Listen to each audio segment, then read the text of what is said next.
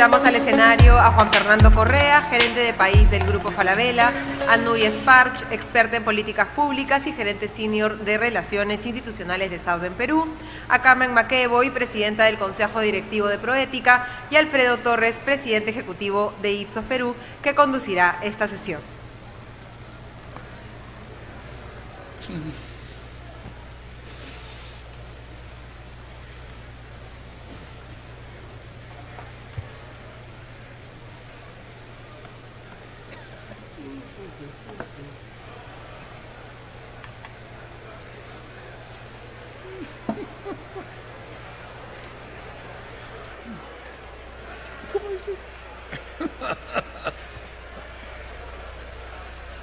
Ya llama la atención a todos, Alfredo.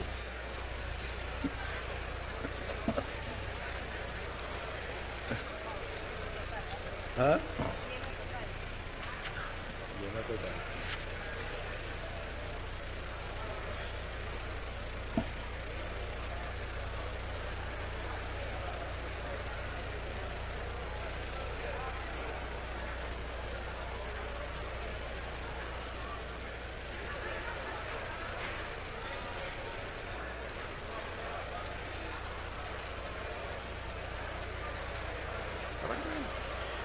Buenas tardes a todos.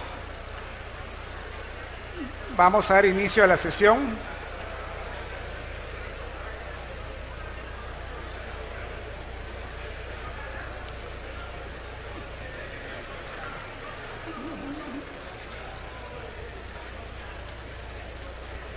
Si pueden tomar asiento para proceder al inicio de la sesión.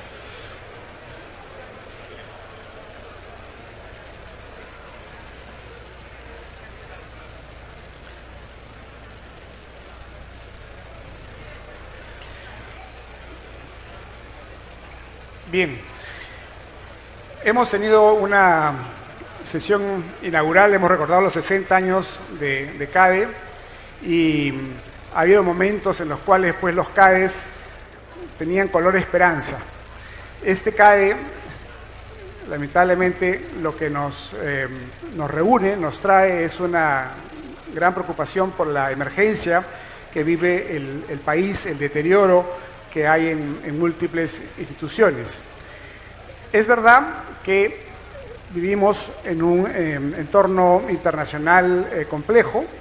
Hemos salido recientemente de una pandemia que se llevó millones de vidas, más de 200.000 en el Perú, una guerra por la invasión rusa en Ucrania, una inflación que está golpeando a muchos países, incluido el nuestro, como consecuencia un poco de los dos hechos anteriores, y también un desarrollo de lo que Moisés Naín, nuestro próximo expositor, llama las tres P's, ¿no? La polarización, el populismo y la posverdad. Pero también es cierto que nosotros, como peruanos, hemos contribuido de manera significativa a ese deterioro en los últimos años y sobre todo en los últimos 15 meses. Hemos visto un deterioro en el funcionamiento del Estado que, por lo tanto, reduce su capacidad de atender como debería a los ciudadanos, especialmente los más pobres, en educación, salud, seguridad. Hemos visto un deterioro en la confianza empresarial, que por tanto se refleja en una contracción de la inversión privada y la generación de empleo. En una encuesta que hemos hecho entre empresarios para este CADE, que va a ser divulgada en los próximos días, hay un dato muy preocupante, y es que estamos exactamente en la situación opuesta que estábamos en los primeros 15 años de los CADEs de este siglo, donde la opinión de que el país progresaba era mayoritaria en porcentajes que superaban el 80%, ahora es exactamente al revés, ¿no? Más del 80% piensa que estamos en retroceso.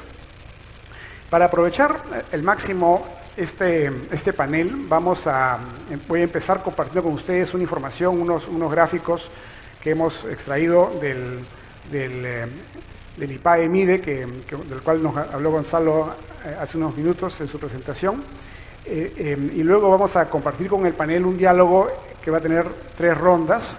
Una primera, hablando un poco de la urgencia, que sería más de diagnóstico, y luego otras 2, hablando de la unidad, de la acción, que sería un poco las soluciones, cómo podemos salir de esta crisis, ¿no? Entonces, empezando con las láminas, la que ven ustedes en pantalla es la que tiene que ver con la expectativa de la ciudadanía de cómo va el país. Hace un minuto les hablé cómo ven los empresarios. Este gráfico corresponde a cómo lo ve la ciudadanía. Y acá también estamos en una situación crítica. Solamente el 3% de los peruanos considera que el Perú está progresando. Esto es un récord para mal, o sea, es un récord negativo. Estamos 35 puntos debajo de lo que era el 2012, ¿no? Yo tengo acá el pasador, perdón. El dato de la pobreza también es extremadamente preocupante. 1 de cada 4 peruanos se encuentra hoy en situación de pobreza. Debemos recordar que el Perú había venido mejorando este indicador considerablemente, de más del 60% a fines del siglo pasado, hasta el 20% un poco antes de la pandemia, ¿no? La pandemia nos agarró mal preparados y la pobreza se disparó a 30%, pero aún no hemos recuperado la situación previa, hemos mejorado un poco, estamos en 25%, pero todavía nos falta un camino por recorrer, es como que hubiéramos retrocedido 10 años. El empleo es otro problema que enfrentamos, ¿no? Solo el 29% de los peruanos en zonas urbanas cuenta con empleo formal, es decir, empleo digno, empleo con derechos. Y estos son 6 puntos menos que el 2016. Habíamos venido progresando lentamente en este indicador hasta llegar a 35%, hoy estamos en 29%. Este indicador es aún más dramático. En materia de educación, una de las preocupaciones centrales de IPAE desde sus orígenes, solamente el 27% de los colegios cuentan con los servicios básicos, electricidad, agua, saneamiento, completos. Esto es terrible, ya era malo el 42, 44% que había hace algunos años, pero ahora está en 26.8, 27% y no hay señales de que esté mejorando el 2022, ¿no? Se ha desperdiciado el tiempo y se han deteriorado los colegios. Los niños también son perjudicados, no solamente en educación, sino en la salud. Miren el dato de vacunación. La vacunación completa para los niños menores de 3 años, que es indispensable para prevenir enfermedades graves más adelante, ha caído del 76 al 69%. La delincuencia, una de las preocupaciones más grandes que tiene la ciudadanía según todas las encuestas, tiene sustento. La delincuencia viene aumentando y sobre todo la que ocurre con armas de fuego. Hoy día el 12.6% de los peruanos ha sido víctima de un delito cometido con arma de fuego en los últimos 12 meses. Es decir, se ha duplicado la tasa en 10 años. Y evidentemente, si no se hace una buena gestión en el Ministerio del Interior, es muy difícil que esto se revierta. La democracia también se nos viene debilitando. El Perú estaba en un puesto razonable hasta hace poco, andábamos en el puesto 59, 57, 60, como uno de los países con una democracia imperfecta, pero funcionando en el mundo, ¿no? Hoy día, en el año 2021, hemos caído al puesto 71 y es posible que el 2022 el resultado sea aún peor, con lo cual estaríamos dejando de ser considerada una democracia imperfecta para pasar a la categoría siguiente de sistemas híbridos, ¿no? El caso de la corrupción es aún más grave. Ahí estamos en el puesto 105 en el 2021 y me temo que en el 2022 vamos a haber caído unos puestos más. Ya hemos retrocedido 11 puntos desde el 2020 y la verdad no hay razones para pensar que esto vaya a mejorar en el corto plazo. Y la opinión pública lo tiene muy claro. Una encuesta que hicimos con Proética hace poco nos muestra estos resultados que vemos ahora en pantalla, donde vemos que la gente tiene claro que la corrupción afecta su vida cotidiana y que afecta el país, especialmente en el ámbito económico. O sea, les resta posibilidades de conseguir mejorar sus condiciones de vida, mejorar su empleo, conseguir trabajo, que el país crezca. Entonces, estos son los datos que quería presentar un poco como diagnóstico inicial al panel, para pasar luego a las preguntas. Y ya que estamos terminando con el tema de la corrupción y tenemos a la presidenta de Poética en el panel, quería empezar haciéndole la primera pregunta a Carmen McEvoy, y va por el lado siguiente. El Perú en su historia ha tenido pues luces y sombras, ¿no? Ha habido momentos de progreso, momentos de deterioro, a veces habían al mismo tiempo crecimiento y corrupción, en fin. Ahora, sin embargo, en los últimos meses pareciera ser que hay más sombras que luces. Estamos en una situación de bastante pesimismo, como hemos visto en las encuestas, entre otras cosas porque estamos viendo que los problemas de corrupción han llegado a la cabeza del Estado, ¿no? La fiscal de la Nación ha hecho una denuncia al presidente de la República, una denuncia constitucional. El presidente de la República ha denunciado también a varios de sus ministros, de sus asesores, por múltiples indicios y numerosos testigos de hechos de diversos delitos, ¿no? Sobre todo vinculados a la corrupción. Y sin embargo no encontramos hasta el momento una salida clara como país a esta crisis, ¿no? Porque también vemos que en el Congreso pues hay diversas posiciones, para decirlo de manera suave.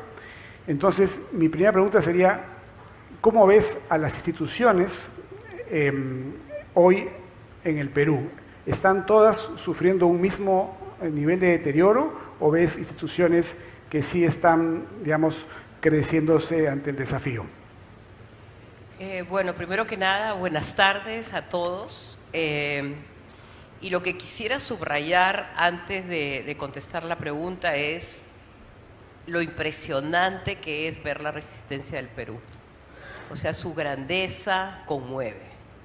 Conmueve que haya pasado por todo lo que ha pasado y que siga dando la pelea, ¿no? Entonces yo pienso que por ahí tenemos que empezar, ¿no? Es un país que no se le ha querido, no se le ha respetado, no se le ha dignificado y nos sigue dando la mano. Yo cambiaría un poco el concepto de esa imagen, y yo creo que el Perú está ahí como su mapa impretérito, y los que se están cayendo al pozo son los peruanos. O sea, no es que nosotros estemos tratando de sacarlo a él, sino que él está impresionado que con esta riqueza tan inmensa, con esta diversidad que a todos impresiona, no seamos capaces de construir un proyecto nacional, ¿no? Entonces yo creo que hay que empezar por ahí. O sea, este país demanda a gritos un proyecto nacional. Lo tuvo, lo intentó en el siglo XIX, después vino la guerra, el colapso, y hemos ido de tumbo en tumbo, ¿no? Entonces yo pienso que acá el gran objetivo es un proyecto nacional que nos una en nuestra diversidad, a través del cual nos podamos escuchar, respetar, y a partir de ahí darle al Perú el sitial que merece, ¿no? Estaba la otra vez leyendo ese conjuro mágico que era la palabra Perú, ¿no? Perú era oro, Perú era grandeza, y lentamente eso lo hemos ido perdiendo, ¿no? Entonces, y paralelamente pienso de que también nos defienden unas instituciones, ¿no? Porque a pesar de todo, parece que nos estamos agarrando de un hilo, que son estas instituciones, que es una suerte, en algún momento lo he dicho, un check and balance a la peruana, ¿no? Y este check and balance a la peruana es el Ministerio Público, la opinión pública, algunos sectores empresariales, políticos, que van creando, como en esta suerte de paro cardíaco, unas venas alternativas, ¿no? Son unas venas alternativas que permiten que el Perú siga avanzando, ¿no? Entonces yo creo que acá lo más importante, y yo pienso que esta no es una corrupción que nos ha caído como un meteorito, ¿no? Es una vieja corrupción. El Estado peruano ha sido un botín, y ha sido un botín desde sus primeros años. Y hay bandas que lo van perforando, ¿no? Bandas, probablemente algunas más hábiles que otras en administrarlo, bandas que saben hacer el trabajo. Ahora pues estamos en una situación de parálisis del Estado, ¿no? Entonces lo que más duele es que tenemos la riqueza, tenemos los medios, vengo de Jaya, Arequipa, uno se queda impresionado con las mesas, con las conversaciones, con la vitalidad de esa ciudad, con las ganas de salir adelante, y sin embargo nosotros no seguimos haciendo lo que debemos por el Perú. Entonces acá, y acá termino, yo pienso que instituciones como la de ustedes, 60 años, yo soy una institucionalista, yo creo que las instituciones se van manteniendo a través del tiempo y se van resignificando, van rectificando rumbo, no es como un cumpleaños, los 60 son los nuevos 40, entonces todavía están jóvenes, todavía tienen energía, y hay que repensar al Perú, ¿no? Y hay que repensarlo porque lo que se nos viene como desafío mundial es inmenso. O sea, mientras que estamos viendo la guerra, estos momentos difíciles, se están dando cambios tecnológicos que nos van a dejar con la boca abierta en 10 años, ¿no? Robótica, helicópteros que están aterrizando en Marte. Entonces, mientras que nosotros estamos en nuestro pequeño mundo viéndonos el ombligo, el gran mundo va a cambiar de una manera que no lo vamos a reconocer, ¿no? Y lo que yo creo que acá se demanda de instituciones como la de ustedes es imaginarse un Perú para 20, 30, 40 años y qué rol vamos a jugar en el mundo, ¿no? Si vamos a seguir siendo esclavos, si vamos a vivir a salto de mata, o vamos a poder tener esa función, ese rol que los grandes peruanos imaginaron para el Perú, ¿no? Y me quedo con esta frase de Hipólito Unanue cuando manda su primera misión a Londres. Él es canciller y por supuesto la misión se queda tirada en Londres, no tienen plata, no tienen para pagar el hotel, ¿no? Las cosas que nos pasan siempre a nosotros los peruanos. Y esa carta de Hipólito Unanue al jefe de la misión y le dice: recoja todas las revistas que pueda, ¿no? Tradúzcalas y mándelas al Perú. Y siempre cuente de nuestra grandeza y a ver si con esas cosas que usted nos van mandando, nosotros nos podemos poner a la altura de la situación, ¿no? Entonces, esa visión, ¿no? Esa primera generación que visualiza un gran destino, ¿no? Que yo creo que ese es el destino que tenemos que reconocer, pero sin instituciones y con una guerra permanente, ¿no? Porque vivimos una cultura de la guerra y hay que reconocerlo. Tenemos que desmantelar la cultura de la guerra de nuestras mentes. Va a ser muy difícil, ¿no? Pero yo creo que cada cumpleaños, cuando ustedes estarán soplando sus velitas, uno cierra los ojos y pide un deseo, ¿no? Y yo creo que el deseo es llevar al Perú al camino que merece, con respeto y con dignidad, porque ya tocamos fondo. Yo creo que ya después de dicen que el infierno todavía tiene muchos sótanos, pero yo creo que ya estamos en el último. Entonces ya de ahí lo único que nos queda es comenzar a salir adelante asumiendo nuestros errores y planteándonos un nuevo Perú para todos, ¿no? Entonces esa sería mi respuesta. No sé si contestaba tu pregunta. Muchas gracias.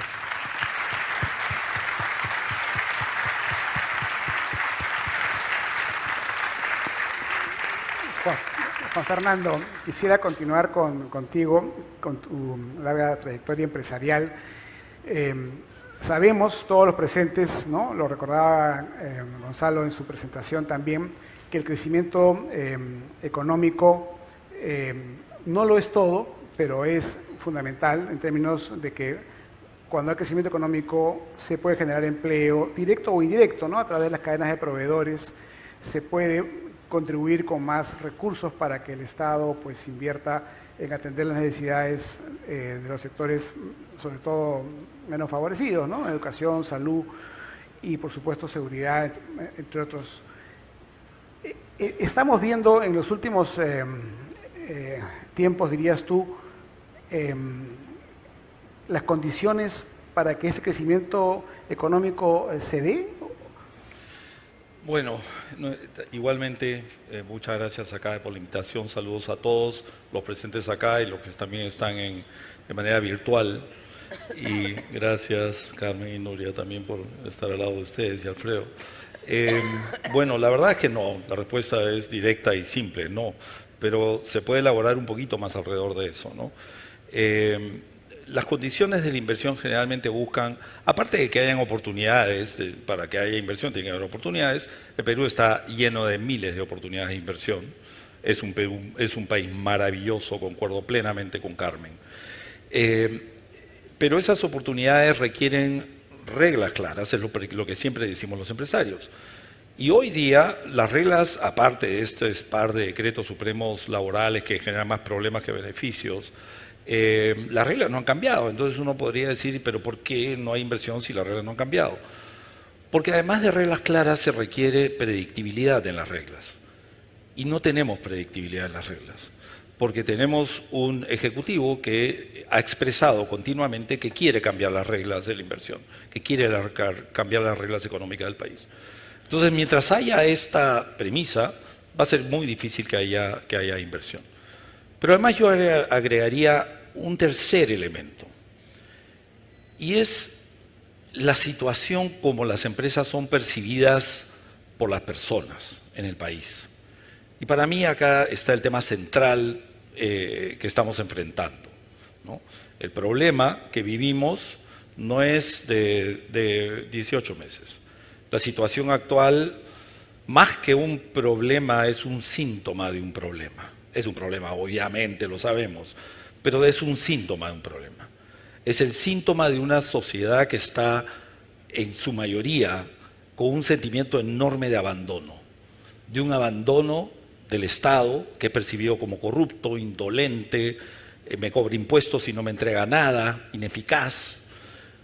Y una empresa privada que es percibida, discúlpenme todos, pero es así, es percibida como abusiva, indiferente a los problemas de las personas, egoísta, que solamente le interesan sus beneficios, no paga impuestos y además se colude con el Estado para tener prebendas particulares.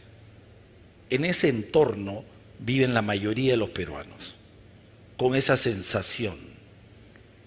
La informalidad es parte de esa sensación.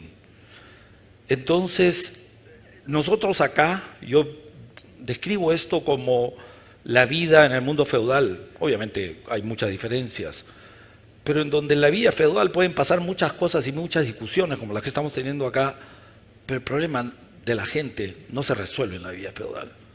El problema de la gente se sale saliendo, hablando, estando con las personas, ayudándolas y resolviéndolas. Entonces, con esta perspectiva de empresa privada que tenemos, la inversión privada tampoco va a ser necesariamente bien recibida. Entonces, lo ideal, lo que tenemos que trabajar del sector privado es salir, acercarnos a las personas, estar cerca, entender sus problemas, entender sus necesidades, empatizar, escuchar, ayudar a salir adelante y de esa manera lograr que la inversión privada también sea valorada por la mayoría de los peruanos. Con una empresa privada valorada por la mayoría de los peruanos, las reglas serán claras y la predictibilidad evidente. Esa es mi opinión. Muchas gracias.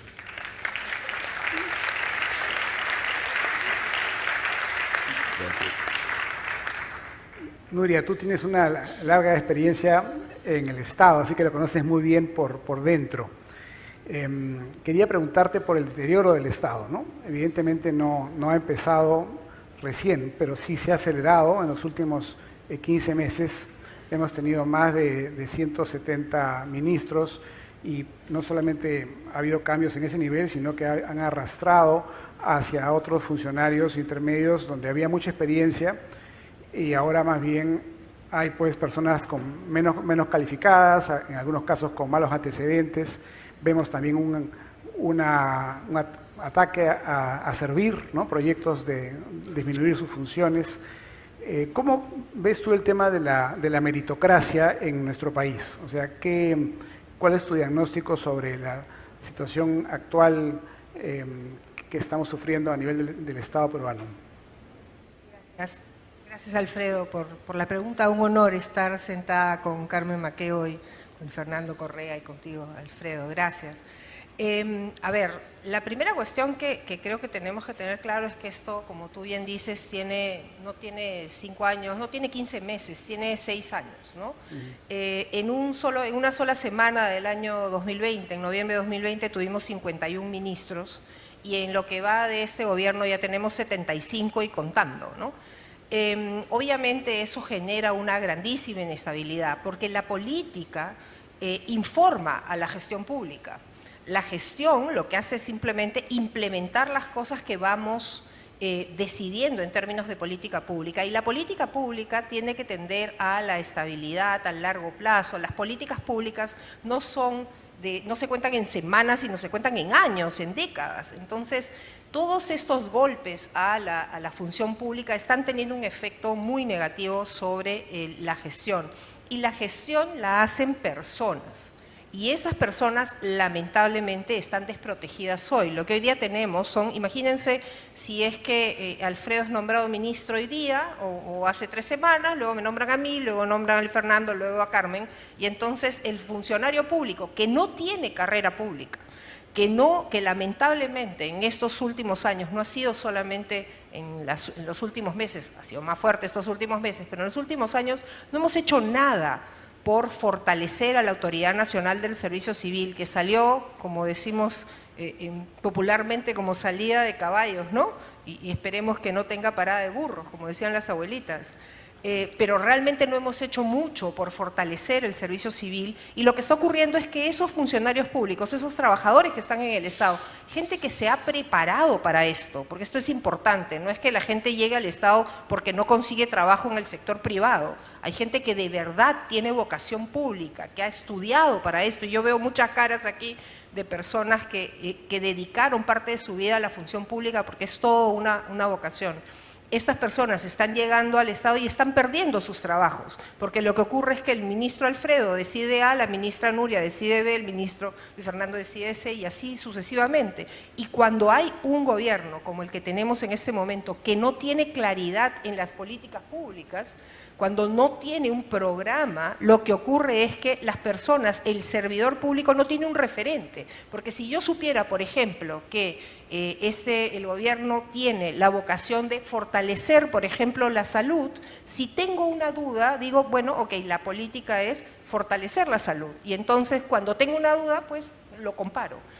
En este momento no sabemos qué es lo que piensa en salud, no sabemos qué piensa en educación, no sabemos qué piensa en minería, no sabemos qué piensa en diversas cosas. ¿Y cuál es el efecto al final del día? El final del día es que no tenemos medicinas, nadie quiere firmar las medicinas raras para las personas que tienen distrofia muscular, nadie se hace cargo de la compra de la urea. Tenemos a Petroperú con una sangría interminable de dinero, nadie sabe quién tiene que abrir las playas, ¿no? En el caso de Repsol y la UEFA. Es decir, tenemos una serie de decisiones públicas que están colgadas porque no hay cómo informarse de las políticas públicas, porque lamentablemente lo que tenemos en este momento es una enorme improvisización y eso exactamente va en contra de lo que es una política pública, ¿no? Muchas gracias, Nuria. Estamos con el tiempo un poco avanzado, quiero pedirles respuestas un poco más cortas ahora, así que les voy a hacer una sola pregunta a los tres, que sería, ¿qué podemos hacer, ¿no? Desde la empresa, desde la sociedad civil, desde nuestra vida como ciudadanos, frente a esta situación. Quisiera empezar con Juan Fernando, que ¿cómo ves esta crisis pero ya pensando en cómo nos unimos para salir de ella, ¿no? Perfecto, muchas gracias, Alfredo. Bueno, yo creo que 3 minutos es corto, pero voy a tratar de resumirlo. Lo primero que creo que los empresarios tenemos que entender es que el Perú cambió. No, si mañana se fueran todos, no vamos a regresar a principios de este siglo. No vamos a regresar. No vamos a retroceder 5, 10, 15 años. Estamos en otro país. por los efectos de la pandemia, por los efectos políticos, por la radicalización, por la situación del mundo, como decía Carmen. Entonces, en primer lugar, tenemos que todos estar claros que tenemos que visualizar cómo impulsar un nuevo ciclo de país. Un ciclo positivo, un ciclo de renacer del país. Ese es el primer tema que creo que tenemos que pensar, no simplemente que no, sí, ya vamos a regresar a la normalidad no existe. Hemos regresado a la normalidad en Lima con el tráfico y ya sabemos que no es normalidad, es anormalidad del tráfico. Pero bueno, entonces no existe una normalidad a la que vamos a regresar, tenemos que construir un nuevo país. Y tender puentes, que la unión y tender puentes eran elementos esenciales, ¿no? Para sacar las cosas adelante. La pregunta es, ¿a dónde tender los puentes? Tender un puente para encontrarme con gente que está cuestionada por actos de corrupción o que lo avalan. No, yo no. No me interesa un puente de esa naturaleza. En realidad lo que tenemos que hacer hoy día es tender puentes a las personas que nos necesitan. Tender puentes a las personas que están en abandono. Y no digo que tiene que ser necesariamente la persona más pobre, no. El abandono de los peruanos supera el 50% la sensación de abandono. Y como empresa privada sí lo podemos hacer. No va a haber inversión. El CAPEX se nos va a bajar el CAPEX en general. Vamos a tener flujo de caja entonces disponible. Hagamos obras por impuestos que resuelvan problemas de las personas. En Arequipa, mi grupo estamos poniendo un proyecto de obras por impuestos de seguridad ciudadana con 4 centros de monitoreo, 250 kilómetros de fibra óptica, 800 cámaras, y hay 2 distritos inaugurados, vienen 2 más en Arequipa, y la gente está agradecida y ya está teniendo impacto. ¿Y qué pasa si otra empresa se suma y hace la otra mitad de Arequipa? ¿Y qué pasa si nos juntamos 50 o 100 empresas y vamos a ponerle seguridad ciudadana a las 10 ciudades más grandes del país? ¿Qué pasa? Entonces tendríamos a la empresa privada realmente mostrándole a las personas que sí nos importan. Hay una iniciativa que se está lanzando esta semana en la que yo estoy participando, que es Empresa Anemia Cero. Eliminemos la anemia. Yo se los digo, todos los empresarios nos ponemos de acuerdo y eliminamos la anemia del país en 18 meses. Lo hacemos. No es una cosa significativamente compleja médicamente, es un tema de cultura, es un tema de educación, es un tema de prioridad. A nadie, normalmente no lo miramos, tenemos 40% de anemia. Y así como eso hay muchas iniciativas. Hablaba con alguien a la entrada de una iniciativa para llevar acceso a internet masivo en el país. También lo podemos hacer. Entonces, a la hora que nosotros hagamos esas acciones, a estos funcionarios que a veces se comportan de manera inadecuada, tendrán que tirar a la basura toda la porquería que está alrededor de ellos, o todas las situaciones, digamos, inadecuadas que están alrededor de ellos, para acercarse a las personas que realmente estamos haciendo el bien por las personas. Entonces, yo sí creo que como empresarios tenemos una oportunidad maravillosa de cambiar las reglas de juego del país. No estar pendientes de lo que haga el Estado.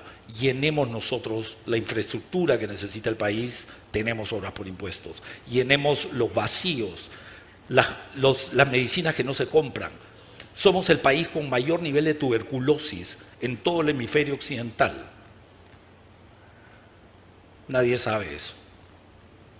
Ya hay soluciones eficaces. El MINSA no las aprueba. Eso es vergonzoso. Hay gente que se muere y el MINSA no hace nada. Y ya hay soluciones. No es posible que vivamos en un país en donde un Estado no funciona. Entonces nosotros hagamos las cosas que tengamos que hacer para que las personas realmente puedan tener una vida mejor. Muchas gracias.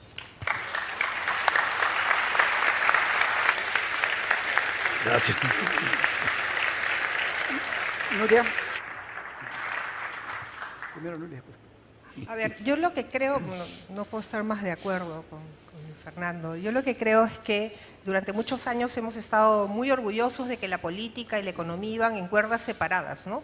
pero eso no es verdad, y yo creo que ahora nos está pasando factura, precisamente no habernos involucrado todos en política. E involucrarnos no significa, obviamente, detentar un cargo público, sino, y aquí acompaño lo que dice Luis Fernando, creo que todos tenemos que involucrarnos en, por ejemplo, ¿por qué no hacemos un acuerdo para ponerle luz o agua potable? Agua potable, que a nosotros nos parece absolutamente racional. Hay algunas ciudades grandes que tienen 2 horas de agua potable, dos. Y queremos que todas las personas celebren el avance económico, el modelo, etcétera. Es bien difícil cuando hay tantas diferencias entre nosotros, ¿no? Yo creo que es importante también como condición que dejemos de invalidar al otro. Eso es otro problema que creo que estamos teniendo en este momento y que tenemos que superar necesariamente. Esta sensación de si no es mi manera, entonces ninguna, o si piensas diferente, definitivamente no puedo hablar contigo. Creo que no hay manera que avancemos como país, porque vamos a regresar exactamente a lo mismo. Veníamos conversando esto antes de sentarnos aquí, que no importa si se van todos mañana, pasado mañana vamos a tener lo mismo o peor, si es que no somos capaces de ponernos de acuerdo, de poder conversar. Y con esto quisiera terminar, básicamente generar confianza. Creo que en el Estado en general y entre los empresarios también hay una enorme desconfianza, es esta sensación de los empresarios solo quieren plata, ¿no? Y por el otro lado decir, bueno, los funcionarios públicos son todos corruptos. Esa descalificación mutua también creo que tiene que desaparecer. Creo que se pueden hacer espacios interesantes de conversación. Creo que, por ejemplo, se podrían juntar 30 gerentes públicos, 30 gerentes privados y tener una conversación en la cual se bajen de una vez estas paredes que tenemos entre unos y otros y se puedan generar espacios donde se pueda compartir por qué es que yo tomo las decisiones así o asá. Una cosa que pasa con frecuencia, por lo menos yo lo he visto algunas veces, es que a veces llegan algunos gerentes privados cuando uno está en el Estado y dice, esto se resuelve facilísimo, esto es pura gerencia, esto, qué barbaridad, no sabes resolver. Sí, claro, pero en el Estado las cosas, solamente se puede hacer lo que la ley dice. En las empresas privadas se puede hacer todo lo que la ley no prohíbe. Esos dos mundos no se juntan nunca. Como hago siempre la broma en el sector privado, cuando tú haces bien las cosas te ponen una estrellita y hasta un bono te pagan, ¿no? En el sector público, si yo me pongo creativa, voy presa. Entonces, lo mejor que es la verdad. Entonces, lo que tenemos que hacer es generar espacios donde podamos conversar y donde podamos entender el racionamiento, lo que hay detrás de ser gerente público, de ser gerente privado. Necesitamos espacios de conversación y de confianza, porque si no, no hay manera que podamos ponernos de acuerdo ni siquiera en lo básico, ¿no? De acuerdo. Gracias, Miriam.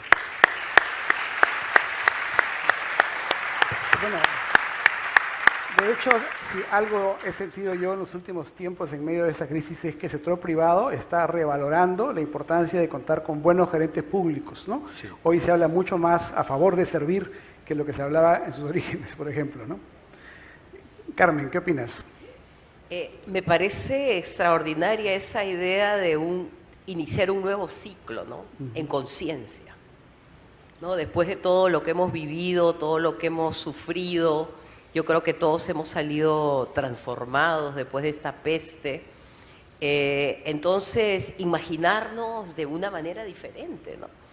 Y pienso de que el primer paso es no establecer relaciones perversas con el Estado, ¿no? Porque es un Estado perverso, es un Estado al que hay que desmantelar, que tiene sus círculos virtuosos, que están dando la batalla, pero en general está contaminado, ¿no? Entonces, la idea de acercarse al Estado es para entrar en esta relación prebendaria con él, ¿no? Entonces, yo creo que siempre ha habido este acercamiento equivocado de qué cosa puedo sacarle yo al Estado y no al revés, como está proponiendo Fernando, cómo el Estado tiene que cambiar viendo un ejemplo alternativo, ¿no? Y ese ejemplo alternativo nunca ha sido puesto en blanco y negro, ¿no? Y yo creo que las mentes creativas, las mentes que están cercanas a la ciencia, que tú ya puedes hacer un mapa del Perú y abrir todas las villas, los departamentos, las regiones, y los estás viendo,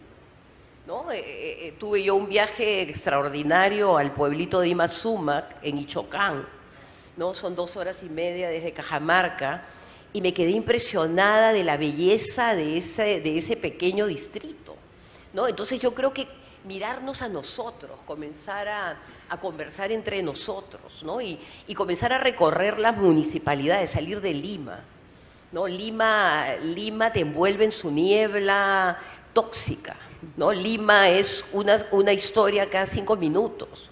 O sea, cada 15 minutos viene otra y no es creativa, o sea, en el sentido de que no estás produciendo nada, sino básicamente a Lima se le asigna un rol de virtualización de la política. Es una política que no es real, ¿no? Entonces yo creo que todos estamos como atrapados dentro de esa suerte de conjuro, y yo creo que lo que hay que hacer es caminar el Perú, ¿no? Caminar el Perú y mostrar que existe un mundo alternativo, productivo, que hay una cultura del afecto, del cuidado, del respeto por la naturaleza. Yo creo que hay que volver a la naturaleza. Yo creo que es un tema fundamental que está en la agenda del mundo, pero nosotros que tenemos el río Amazonas, el mar de Grau, o sea, entonces hay que hacer una agenda Perú, ¿no? Yo creo que mi propuesta sería una agenda Perú. La política está ahí dando sus últimos estertores porque este modelo ya no resiste y en algún momento implosionará. O sea, ya no da para más. Pero que esté implosionando no significa que tú no estés creando una solución que va a sustituir a esa implosión, ¿no? Yo creo que la implosión se viene, no sé si será en el corto o en el largo plazo, pero tener preparada tu mochila para ese momento en que tú tengas que entrar al escenario y ofrecer una alternativa de Perú, que es una manera mucho más constructiva que entrar en el juego, ¿no?, al que nos están atrayendo todo el tiempo, ¿no? Entonces ese sería un poco mi comentario. Gracias, Carmen. Bueno, te has adelantado un poco a lo que yo quería preguntarles a los tres para última ronda y les pediría 1 minuto de respuesta para cada uno, y es pensar en los jóvenes y no tan jóvenes que nos están viendo fuera de esta sala. Hay mucha gente conectada en streaming, en varias sedes y directamente. Y la pregunta sería, digamos, ¿qué llamado a la acción le podríamos hacer a estos universitarios, pequeños emprendedores o medianos que no están en esta sala, pero que están escuchando con atención este CADE? A ver, Nuria. Bueno, a ver, primero le diría, permíteme dirigirme a los que son funcionarios públicos. Les voy a decir, por favor, no desmayen. No desmayen, por favor no se vayan. Estoy viendo a gente extraordinaria que se va porque dice así no se puede, porque ya no puedo más, no puedo con esta incertidumbre. Yo les ruego por favor que se queden. Y también le pido a todos los que están aquí que no los invaliden, que no se le diga seguro que se queda porque está metido en algo raro. Es porque en verdad no hay cosa más maravillosa que ver a alguien que se sana, a alguien que encuentra trabajo a través de las bolsas públicas de empleo o alguien que recibe un medicamento en el momento correcto. No se pueden imaginar la sensación espectacular, y se los digo desde la emoción, lo que significa ver una cara de esa naturaleza. A los jóvenes les diría, miren el Estado es extraordinario, se pueden hacer cosas realmente lindas. Pero les diría a todos que para que las cosas funcionen no podemos seguir poniendo distancia. No es, yo pago impuestos, hazme la chamba, ¿no?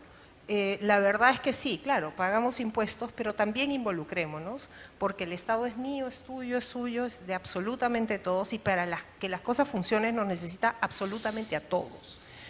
No es un tema, no es una apuesta de corto plazo, no es una apuesta, digamos, como decía al inicio, las políticas públicas tienden a la permanencia, tenemos que jugar por el Perú en el largo plazo. Estas cosas que nos están pasando en este momento, que nos hacen, lo que decía Carmen, ¿no?, nos envuelven todos los días y nos hacen como, nos empujan como en una marcha, como en una procesión, creo que tenemos que darnos cuenta y no caer en esa inercia, sino más bien sentarnos y buscar bien qué es lo que buscamos como país. Pero nos necesita a todos, no podemos evitar involucrarnos en esto, ¿no? Gracias, Nuria. Carmen. Yo creo que estos momentos de encrucijada son momentos que pueden ayudar a una reinvención, ¿no? Son momentos en que tú pones tu vida como en una especie de película y te das cuenta en qué cosa tienes que rectificar. Yo les diría a los jóvenes, yo pasé un tiempo haciendo una investigación en Chile y me quedé muy impresionada, Un techo para Chile, ¿no? O lo que hace Jimmy Carter con el proyecto de construir vivienda, el hacer, ¿no? Yo creo que nos hemos quedado muy atrapados en discusiones teóricas y lo que hay que comenzar a hacer es trabajar en el hacer, ¿no? Huertos, escuelas.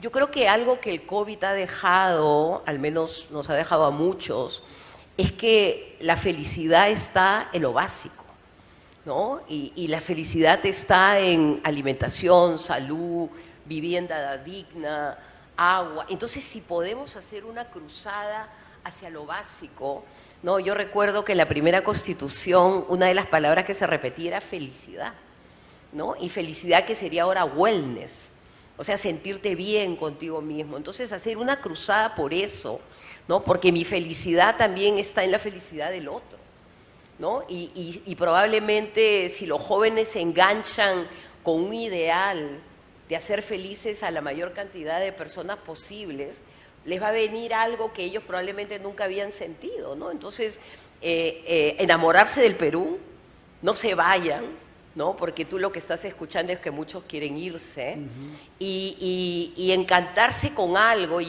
yo creo que acá están las propuestas de una agenda, ¿no? Si la agenda comienza a funcionar, ellos van a poder participar, ¿no? Hay que crear una plataforma, ¿no? Una plataforma de bienestar. Y si esa plataforma comienza a operar, van a comenzar a venir, ¿no? Como las abejas con la miel.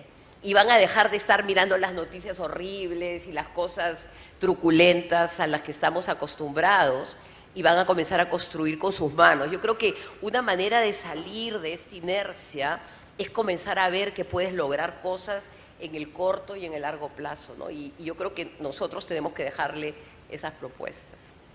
Muchas gracias. Juan Fernando. Bueno, mensaje para los jóvenes, creo que hay varios, ¿no? Pero yo comenzaría señalando la necesidad de participar, la importancia de participar. Leyendo acerca, revisando un poco la etimología de la palabra política, viene del griego polis, ¿no? Y la asociación, hay varias, digamos, versiones, va directamente a la asociación del funcionamiento de la ciudad, ¿no? De las polis, ¿no?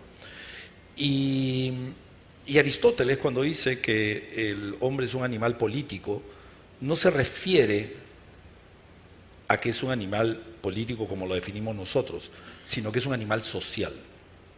Los estoicos decían que la esencia de la naturaleza humana es la socialidad y la inteligencia, la capacidad racional y la capacidad, digamos, de socialización, ¿no? Esos eran los elementos fundamentales. Entonces, en realidad tenemos que repensar. Le hemos tildado a la actividad política, le hemos puesto un montón de connotaciones negativas, porque esta discusión por organizar la sociedad se ha pervertido con ideología y con, digamos, un montón de comportamientos indebidos, ¿no? Pero no significa que las personas, las empresas, siendo miembros de una sociedad, no participemos activamente. Las empresas tenemos que participar en la sociedad, más allá de nuestro rol empresarial. Ya hicimos nuestro trabajo, yo no me arrepiento nada de lo que he hecho, pero tenemos que ir más allá. Y los jóvenes también.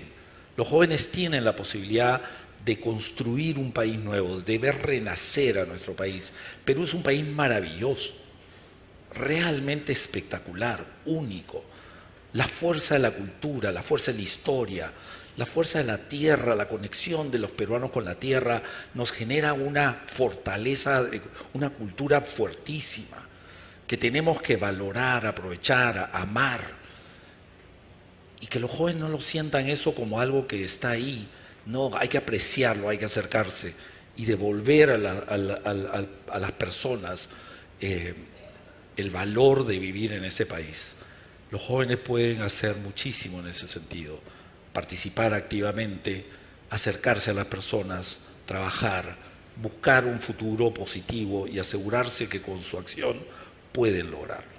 Ese sería mi mensaje para los jóvenes. Muchas gracias, Juan Fernando. Creo que ha sido una mesa muy provechosa, nos hemos enriquecido mucho con sus reflexiones. Está claro que el Perú está viviendo momentos muy difíciles, sobre todo los últimos 15 meses han sido muy duros, el deterioro se ha acelerado, pero también queda claro que la salida no es solamente un tema de corto plazo, se requiere un esfuerzo de todos para trabajar en el mediano y largo plazo, sumando los esfuerzos de la gente que está en el Estado, en la empresa privada, en la academia, para sacar al Perú adelante. Muchas gracias a todos. Muchas gracias.